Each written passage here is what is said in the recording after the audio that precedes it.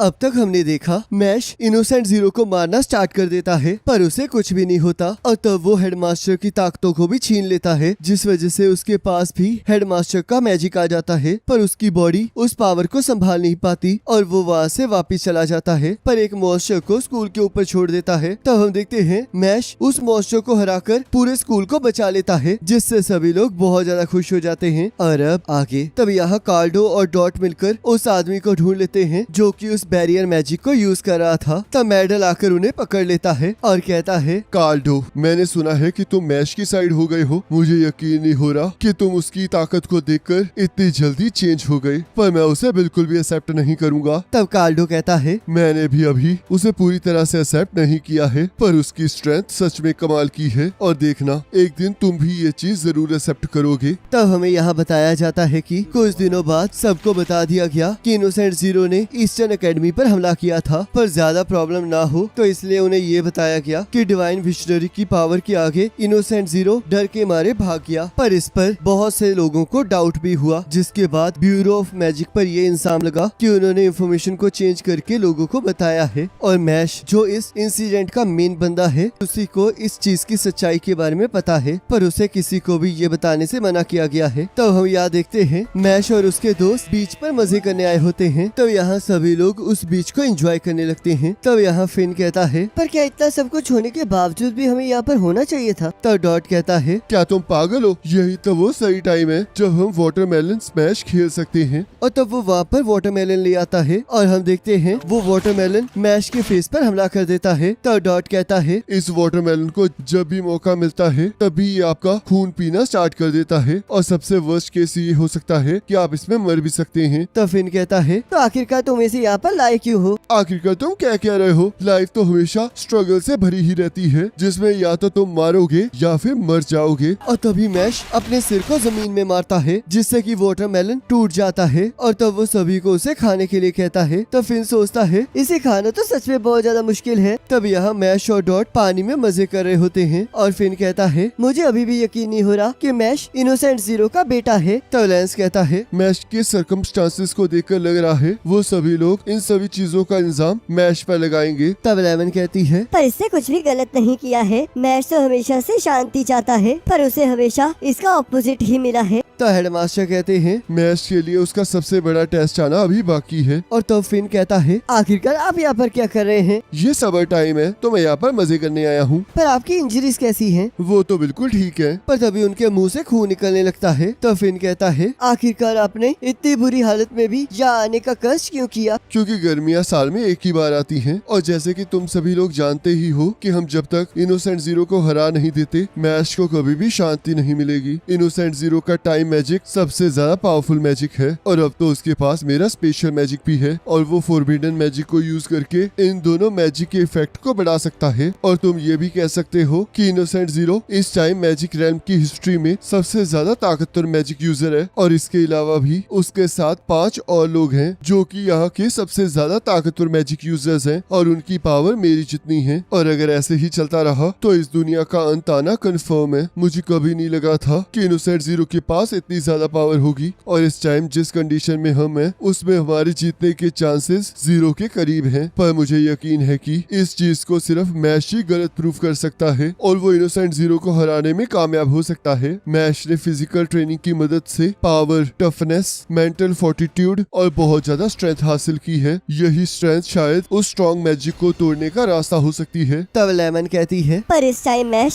सबसे strongest magic user के against नहीं लड़ सकता। तब मैश कहता है, लेमन चिंता मत करो, मैं चाहे जीतूं या फिर हारूं इसके अभी भी 50% चांसेस हैं और वैसे भी मसल्स कभी नहीं हारते हैं, इसलिए मेरे जीतने के चांसेस 100% है। तब फिन सोचता है, आखिरकार ये किस तरह का रीजन है? तब लेमन सोचती है, इसी वजह से तो मैं इसे प्यार करती हूँ। तब हेडमास्टर सोचते हैं, इसकी स्पिरिट सच में कमाल की है। यह हमेशा पॉजिटिव रहता है और कभी भी वीक को नहीं छोड़ता है। ऐसे ही दिलों में सच्ची स्ट्रेंथ पैदा होती है। तो प्लीज मैश उस वर्ड को रियलिटी रियलिटी में कन्वर्ट कर देना जिसे मैं नहीं कर पाया। और कहते हैं मैं तुम पर विश्वास कर रहा हूँ मैश। इसे मुझ पर छोड़ दो, मैं अपने दुश्मनों को हरा दूंगा और उसके बाद अपने दोस्तों के साथ इस स्कूल से ग्रेजुएट होऊंगा। जिसे सुनकर उसके दोस्त बहुत ज्यादा खुश हो जाते हैं। तब लैंस कहता है पर एंड सेमेस्टर एग्जाम जल्दी आ रहे हैं, तो क्या तुम्हें पूरा यकीन है कि तुम ठीक रहोगे? क्योंकि अगर तुम एक भी एग्जाम में फेल हुए तो तुम्हें उसी टाइम बाहर निकाल दिया जाएगा। जिसे सुनकर मैश बहुत ज्यादा डरने लगता है। तब यहाँ मैश के घर में उसके फादर और ब्रैड चाय पी रहे होते हैं। तब ब्रैड कहता है इस time divine visionary final exam से पहले एक एंड सेमेस्टर एग्जाम है, तो क्या तुम्हें लगता है कि मैश उसे पार कर पाएगा? तब मैश के फादर कहते हैं मैश एक अच्छा बच्चा है, तो वो बिल्कुल ठीक रहेगा। तब ब्रैड कहता है पर अच्छाई का एग्जाम के साथ क्या लेना देना है? तब हम यहाँ देखते हैं मैश के दोस्तों ने मैश का एक मॉक टेस्ट लिया होता है, जिसमें वो लोग देखते हैं कि मैश ने बहुत बुरा परफॉर्म किया होता है और वो किसी में भी पास नहीं हुआ होता। तब लैंस कहता है मैश ने अभी तक सिर्फ व्यवहारिक परीक्षाएं दी हैं, जिस वजह से वो रिटन एग्जाम में बहुत ज्यादा बुरा है। तब फिन कहता है मैश बहुत ज्यादा उलझा हुआ है, जिसका मतलब इसे पढ़ना बिल्कुल पसंद नहीं है। तब मैश घर वापस जाने की बात करता है। तब डॉट कहता है चिंता मत करो, हम सभी लोग तुम्हें सपोर्ट करेंगे। तब मैश कहता है डॉट क्या तुम पढ़ाई में अच्छे हो? तब डॉट हाँ कहता है, जिसे सुनकर मैश शॉक हो जाता है। तब डॉट कहता है पढ़ाई से ही हम अपने गोल को अचीव कर सकते हैं, तो इसलिए मैं हर रोज थोड़ा थोड़ा पढ़ता हूँ। और वैसे भी मुझे पढ़ाई से कोई नुकसान नहीं होगा। मैं नहीं चाहता कि जब मैं बड़ा हो जाऊँ तो मुझे इस बात का कोई रिग्रेट हो। तब मैश कहता है इससे मुझे बहुत ज्यादा दुख हुआ। चिंता मत करो, मैं तुम्हें वो सब कुछ सिखाऊंगा जिसकी तुम्हें जरूरत है। और तब यह लैंस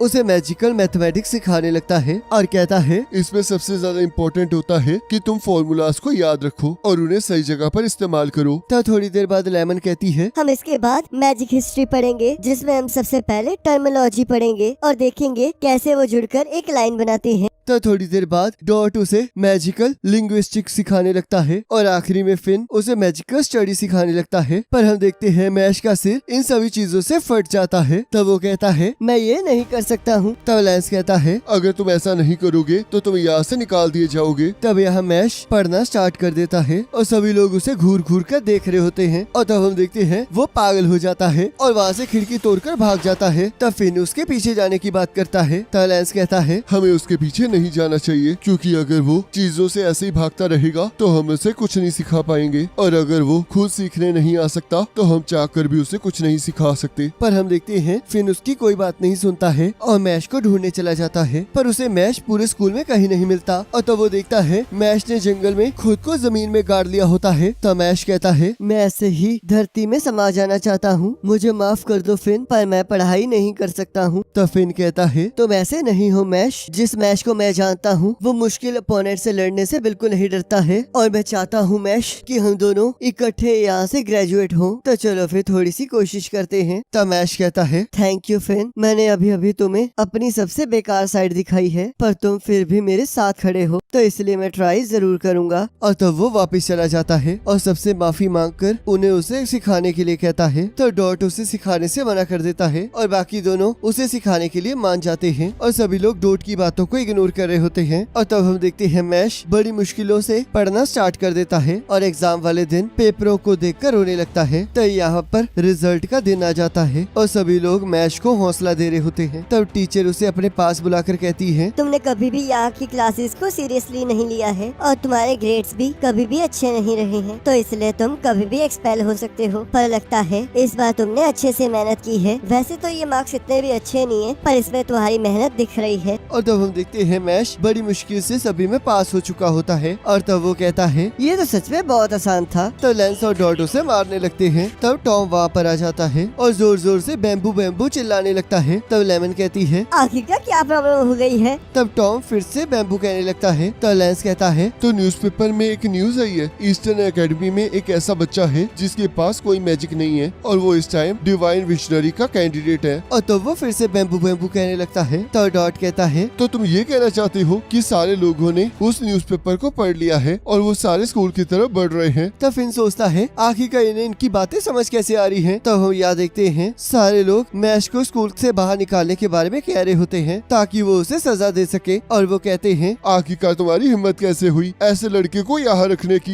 ये तो गॉड को धोखा देने की बात है। तभी लेमन बाहर चली जाती है और सबको चुप रहने का कहकर कहती है उसके पास कोई मैजिक नहीं है, तो आखिरकार इससे आपको क्या फर्क पड़ता है? क्या एक पर्सन की कीमत सिर्फ उसके मैजिक स्किल्स पर डिपेंड करती है? मुझे ऐसा नहीं लगता है। तो लोग कहते हैं वो मैजिक यूज नहीं कर सकता, जिसका मतलब उस पर गॉड की कृपा नहीं है, वो हमारे जैसा नहीं है। आखिरकार तुम्हारा उसके साथ क्या रिश्ता है? तुम एक आउटसाइडर हो तो तुम्हें इससे दूर रहना चाहिए। तब लेमन कहती है मैं एक आउटसाइडर नहीं हूँ, मैं मैश की वाइफ हूँ। तब सभी लोग ये सुनकर बहुत ज्यादा शॉक हो जाते हैं। तब लेमन कहती है चाहे मैं अभी तक उसकी वाइफ नहीं बनी हूँ, पर मैं उसकी सोलमेट हूँ और तकदीर की रेड स्ट्रिंग हमें जोड़े रखे है। और तब वो सभी लोग उसे अपनी बकवास बंद करने के लिए कहते हैं। तब डॉट वहाँ आ जाता है और कहता है मैं मैश का एजेंट हूँ, तो इसलिए अब मैं मैश की स्टेटमेंट आपके सामने पढ़ने जा रहा हूँ। वो सभी लोग जो मैजिक यूज कर सकते हैं, उन्हें मैं बता दूं कि ये बहुत ज्यादा गर्व की बात है कि मेरे जैसे इनएक्सपीरियंस स्टूडेंट को डिवाइन विजनरी के कैंडिडेट के तौर पर चुना गया है। मैं बहुत ज्यादा साहसी हूँ, तो इसलिए मैं आपको एक चीज कहना चाहता हूँ कि मैं आप सबको मार डालूंगा। तब वो सभी लोग डॉट को गालियाँ देने लगते हैं और यहाँ मैश कहता है आखिरकार इसने सारी चीजों को इतना ज्यादा कॉम्प्लिकेटेड क्यों कर दिया है। तब एक पर्सन कहता है तुम उस पर्सन को बचा रहे हो जिसके पास मैजिक नहीं है, जिसका मतलब तुम लोग भी क्रिमिनल्स हो। और तब वो लेमन की तरफ एक पत्थर फेंकता है। तब मैश आगे जाने लगता है। तब लेंस कहता है यहीं रुक जाओ, अगर तुम आगे बढ़े तो हालात और ज्यादा बिगड़ जाएंगे, तो इसलिए तुम्हें यहाँ पर थोड़ी देर के लिए सहना होगा। तब लेमन को अपना पहला दिन याद आ जाता है जब मैश ने उसकी जान बचाई थी और वो कहती है ये सच है कि मैश मैजिक यूज नहीं कर सकता, और अगर आप इसलिए उसे जज करने वाले हैं तो मैं उसके साथ पनिशमेंट शेयर करने के लिए तैयार हूँ। तो इससे कोई फर्क नहीं पड़ता कि आप मेरी तरफ कितने सारे स्टोन्स फेंकेंगे, पर मैं सब कुछ एक्सेप्ट करूंगी क्योंकि मुझे उस पर विश्वास है। तो वो पर्सन कहता है तुम बहुत ज्यादा इमोशनल हो और सोचता है अगर मैं एक ऐसे पर्सन को पकड़ लूंगा जिसके पास कोई मैजिक नहीं है तो मैं बहुत जल्दी फेमस हो जाऊंगा, और वैसे भी बिना मैजिक वाले लोगों के पास कोई राइट्स नहीं होते हैं। और वो कहता है ये लड़की पापी है जो कि इस दुनिया के ऑर्डर को खराब कर रही है। तब सभी लोग उस पर पत्थर मारने स्टार्ट कर देते हैं, पर हम देखते हैं मैश उन सभी पत्थरों को रोक देता है।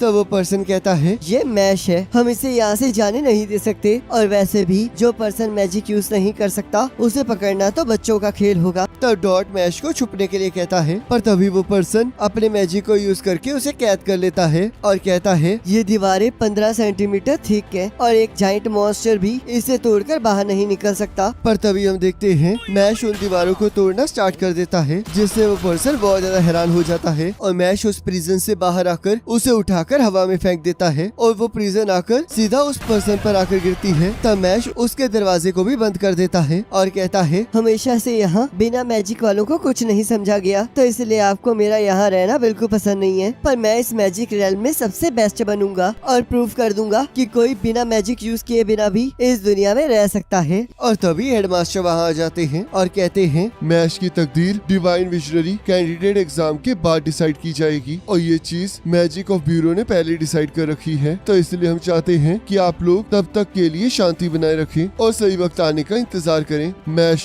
जिंदगी में तुम एक ऐसे पर्सन से जरूर मिलोगे जो कि तुम्हारे लिए हर किसी से लड़ने के लिए तैयार होगा, और मैं देख सकता हूँ कि तुम्हारे पास बहुत अच्छे दोस्त हैं और मुझे तुम पर पूरा गर्व है। तो मैश कहता है जब से मैं स्कूल में आया हूँ तब से मुझे ऐसी बहुत सी चीजें मिली हैं जो कि मेरे लिए बहुत जरूरी हैं, तो इसलिए मैं डिवाइन विजनरी जरूर बनूंगा। तो हेडमास्टर सोचते हैं पर अगर तुम डिवाइन विजनरी नहीं बन पाए तो यहाँ के लोग उन्हें भी सजा देंगे जो कि तुम्हें डिफेंड कर रहे हैं, तो इसलिए तुम्हें इस एग्जाम को पास करना ही होगा। तो मैश कहता है इससे कोई फर्क नहीं पड़ता कि मेरे रास्ते में क्या आएगा, क्योंकि मैं अपने फिस्ट से हमेशा उसे तोड़ डालूंगा। और इसी के साथ मैशले मैजिक एंड मसल्स का सीजन 2 खत्म हो जाता है। अब गाइस आप मुझे कमेंट करके जरूर बताना कि आपको मैशले मैजिक एंड मसल का सीजन 2 कैसा लगा। बाकी जैसे ही सीजन 3 आएगा वैसे ही उसका लिंक आपकी स्क्रीन पर आ रहा होगा, उस पर क्लिक करके अगले एपिसोड को देख पाओगे।